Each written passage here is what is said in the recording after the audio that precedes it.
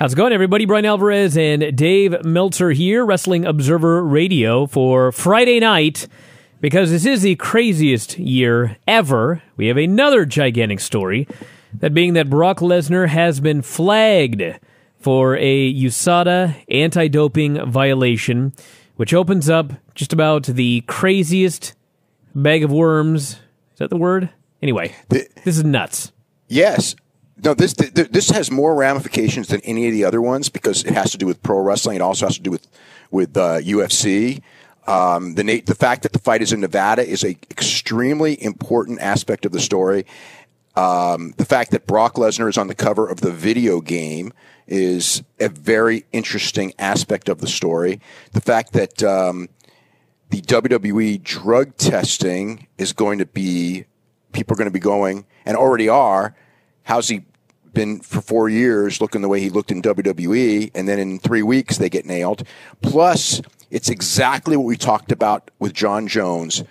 This test, the test took place on June the 28th. Yep.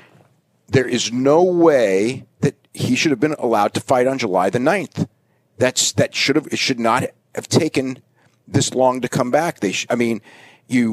You can get results back. I know, granted, it's prelim results and things like that, but you should be able to get prelim results back in a week to 10 days. And I mean, if a guy takes a test on a Wednesday before the Saturday fight, you're not going to get the result ahead of time. But when it's June 28th before July 9th fight, I'm sorry. I mean, and it's like when this is the third time this happened. It happened with Anderson. It happened with John Jones. Although they caught John Jones, but it was still a 3-week thing.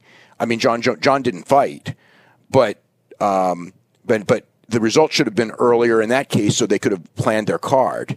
And in this case, Brock did fight. So that's just one of many different aspects of this story. All right, let's start at the beginning. So the Nevada State Athletic Commission is going to have to make a ruling. There will be a hearing. There will be a fine. What are we looking at here? Okay, well, the thing is, so here's the interesting thing. Okay, right now we don't know what he tested positive for. We just know that there was a potential anti-doping violation stemming from a test. Normally, USADA doesn't tell you what you tested positive for until after, which could be months down the road. However, if there's going to be a Nevada hearing, and there has to be because the fight was in Nevada, and they have to overturn if he tested positive for something, they have to overturn the decision. So the Hunt fight will become a no contest unless he's able to somehow get out of this somehow. But if he can't, but in that hearing, whenever that hearing is scheduled, which would probably be fairly soon, because as noted with John Jones, John's hearing is Monday. So with Brock, I mean, I think they would schedule this hearing pretty darn quick. That would mean that Brock may have to come to Nevada, or have his rep. Maybe he doesn't go, but his reps will have to at least come to Nevada and plead his case for him. But in that hearing, we will know exactly what that test entailed. So it's not going to be months, and it is going to come out, whatever it is. Brock will, we're obviously going to be awaiting Brock's side. I expect to make a statement. I expect fairly soon with some sort of a reason, because, again, this is a real high-profile sports story, because the Brock Lesnar fight was a gigantic fight, and he's Brock Lesnar. He's a big celebrity. He's a much bigger celebrity than Roman Reigns. So you've got that aspect. You also have the fine aspect. For a first offense in Nevada, the guideline is to fine 50 to 75% of your purse. So that's $1.25 to $1.75 million of his announced purse. And if they go after his pay-per-view bonus, it's millions more than that. This is a serious, this is this is a multi-million-dollar fine that the guy's facing, or at least $1 million fine, and potentially a multi-million-dollar fine that he's facing, because my estimate of what Brock is making out of this fight in total is probably just under $6 million, and people who I know are hinting to me that my number's low, not high. So, and again, because again, I don't know the specifics of his contract. I know specifics of people's contracts as far as their points, and I've got a pretty good idea of how the pay-per-view did, which is 1.1 to 1.2 million buys. So, there's that bonus aspect there. Let me see what else. So you've got that aspect. You've got the Nevada then doing a suspension. If Nevada suspends him, That is a commission suspension that's recognized by commissions all over North America and all over the world as far as that goes when it comes to mixed martial arts. Okay, so if he's out for if again, it depends. He maybe depending on what it is, he could get less than this. But if he gets what's expected, or if it's a PED and we're talking about a 2-year suspension, pretty much ends his MMA career. He'd be 41 when he'd be able to come back. But more importantly, you've got the whole commission aspect. There are states that still regulate pro wrestling, and he would be on the suspended list. In theory, he shouldn't be able to wrestle in those states. And SummerSlam is in New York on August the 20th. Now, WWE could suspend him for 30 days. Tomorrow, he'd be fined for that day. But New York, New York's going to have to, they're in a tough position because I'm sure they don't want to suspend him, but by their bylaws, how can they not? He's a suspended athlete. And suspended athletes are not specific to sports. They're suspended for in all commission states that regulate, they're on the blacklist of commissions, not, you're suspended in, because you know how ludicrous, you're suspended in boxing, but you can do MMA. That's stupid. Okay. And this is one of those cases where by pro wrestling being regulated, and there are, I don't know how many states it is. The last I saw it was like 18, like Kentucky, but all the states that actually still regulate pro wrestling, in theory, he shouldn't be able to wrestle in any of those states if Nevada suspends him. Not USADA. A USADA suspension doesn't have to be respected by anyone other than UFC. Now, right now on WWE.com, there's nothing. Have you gotten a statement? No. Well, let me just check if anything's come in the last minute. But no, my gut is that they're going to be very tempered on what they say. Let me just see. They have to figure out what to say because, again, this is a unique situation because it's easy for them to just go, and the knee-jerk reaction is, it's temporary suspension. We'll do it for 30 days. He'll be able to do SummerSlam. They do that with Roman Reigns. I mean, it's like, okay, he won't be on TV for a while. They can live. But this situation is a lot more serious because of the commission aspect and also because of the publicity aspect and also because of the whole aspect of how did you have him for 4.5 years? And he was much bigger as a pro wrestler than he ever was as a fighter. I mean, even as huge as he was, he was still a lot. The WrestleMania Brock Lesnar and the UFC 200 Brock Lesnar, you're talking probably, 20-pound weight difference.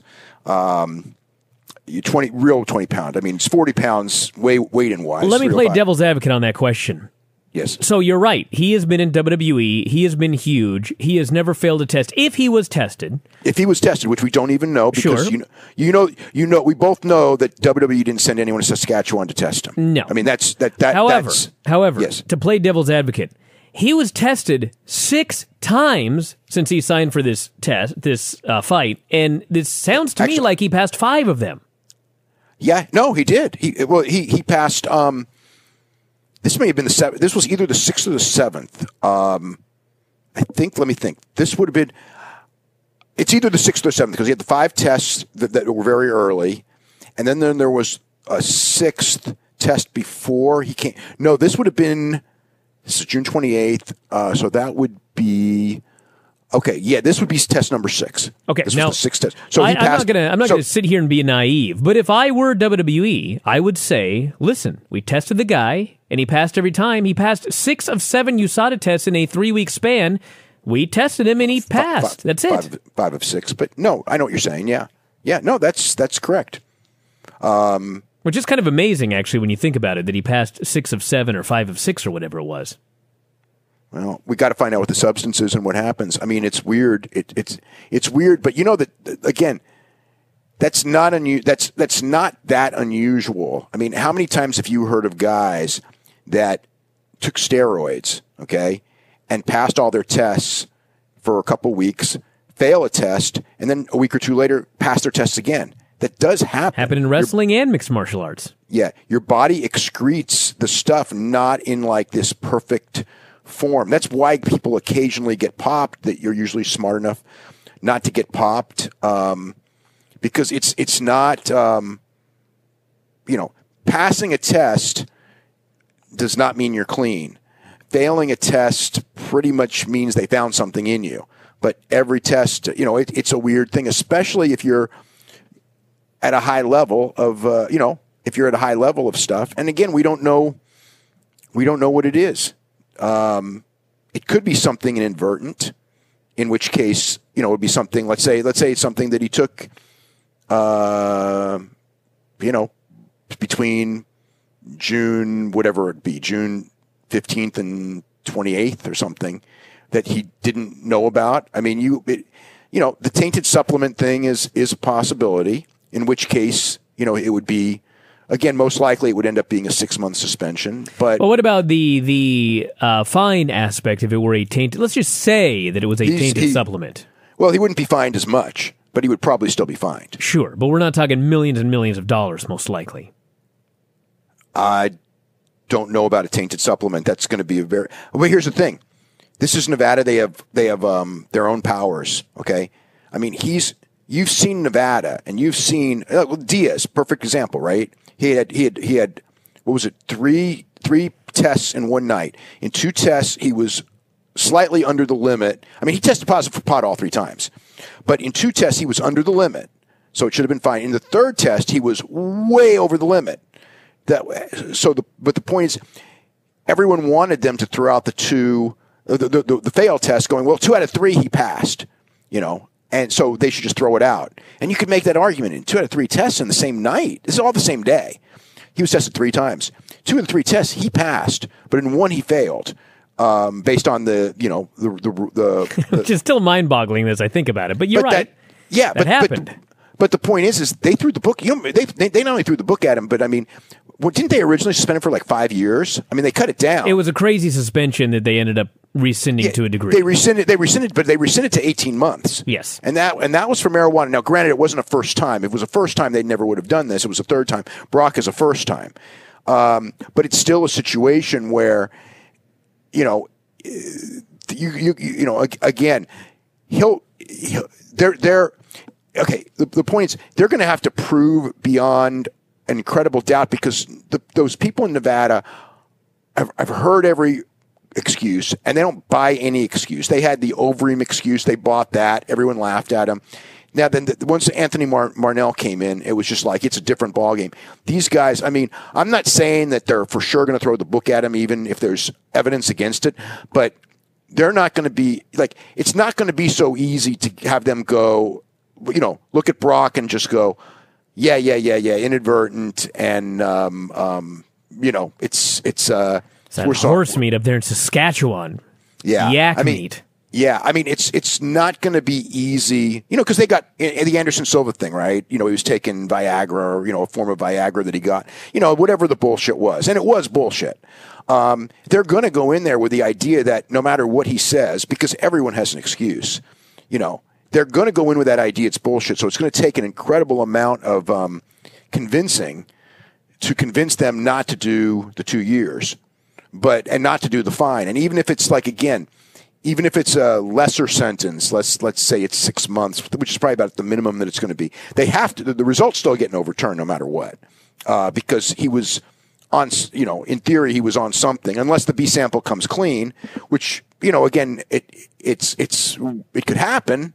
But it very rarely does. So if the B sample comes clean, obviously everything's free and clear, and would be free and clear, other than his rep's going to take a little bit of a hit.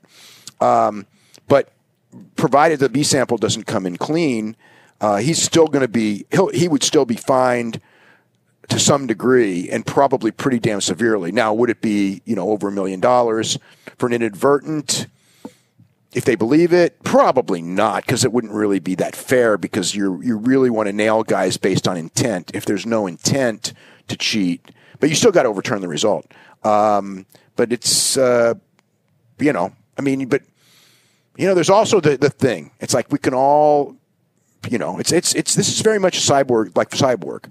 Cyborg had her excuse and everything, but it's kind of like, it's kind of interesting. I mean, you're not going to get too many people believing that Cyborg was inadvertent no matter what she says. And with Brock, because of how he looks, I mean, that's just the reality. You're going to have a lot of people pretty darn skeptical about anything at this point. All right, one last thing before we go, because people will kill me if I do not do a follow-up. You mentioned UFC 200, 1.1 to 1.2 million buys. Mm-hmm. That's looking what the number is, yeah. That blows my mind. Yeah, it's a little lower than I expected, but when I started getting like different things afterwards, they were, the night of the show, actually, when we started getting the bar stuff, because that stuff is usually pretty talented. The number of people at bars is usually going to be pretty, equivalent to, how many people want the pay-per-view. It's the same type of anticipation and interest level. And the bar population was not at the level of a Ronda Rousey, and it was not the level of a Conor McGregor fight. I heard that from different people all over the place. It was very, very strong. It was much stronger than anywhere else. All this trending stuff was, strongest since Conor's last fight, but it was not record-breaking numbers. The TV ratings in Canada were incredible. They were record-breaking numbers. The TV ratings in the United States, for the prelims, the TV ratings for the United States were excellent. I mean, we're the third biggest in history, and because of baseball, it started a half hour late, so it probably would have been the second biggest. I don't think it would not have been first, but it would have been second. So that the equivalent of that would be a bigger buy rate than you ended up getting. But either way, it's a good one, but it's not the number. The other thing too is, so from a WWE standpoint, we besides the fact of the way that their testing is going to look, you also have the issue of both Brock Lesnar and Roman Reigns testing positive within a few weeks of each other, and that doesn't help their image. And you got to remember, WWE doesn't necessarily have the greatest image to begin with. And then you also have the other aspect with the video game cover, where he's on the cover of their video game. Now, I don't know what can be done. And right now, nothing can be done because you got to sit and wait. You can't just go, hey, we're pulling him from this. But he was going to be, and that was a big marketing thing. So that's another aspect. I mean, again, it doesn't look good if you're putting out this guy front and center as the face of your company, if he is on a 2-year suspension in many of your states and in a very public way, since this is a major news story. So, yes, there's this is a big one. I cannot imagine. And again, we haven't talked about another thing too, the Billy Gunn precedent. We have to talk about this too. Billy Gunn failed a test at a powerlifting meet for testosterone, and he was not just suspended; he was fired. Now he was a coach and not a participant. And the same thing happened with Simon Dean when he was, in the Signature Pharmacy thing. Everybody got their 30-day suspensions. John Morrison and Umaga and everyone on that list. There was Booker, who ended up quitting the company over it. Everyone but Randy. Randy Orton somehow didn't. I don't know what happened with him. But everybody got their 30-day suspension. Santino I think did get a suspension, but all the guys. Okay, so all the guys got suspended for 30 days because Simon Dean was office and not talent. He was fired. So Brock is talent. So that doesn't. I don't think we got to worry about that for Brock. No. But the point is the every one of those Signature Pharmacy guys, every single one of them, never failed a steroid test. So, but they were all suspended. And Billy Gunn never failed a WWE test. Probably, I doubt as a coach, he was getting tested. As an employee, employees are not tested, so I know he wasn't getting tested. But the point being that they recognized that test. I would be stunned, given the nature of the company right now, that at minimum he's not suspended by the company for 30 days, which of course would enable him to be off. To still do SummerSlam, but SummerSlam's in New York, so you got a different can of worms there. All right, everybody, we're going to wrap it up. We will have more throughout the weekend if there is anything. It's Friday, obviously, so maybe we won't have a lot of news until Monday. But there is a ton of stuff up, and we'll update if there's more, and we'll talk to you again after a while.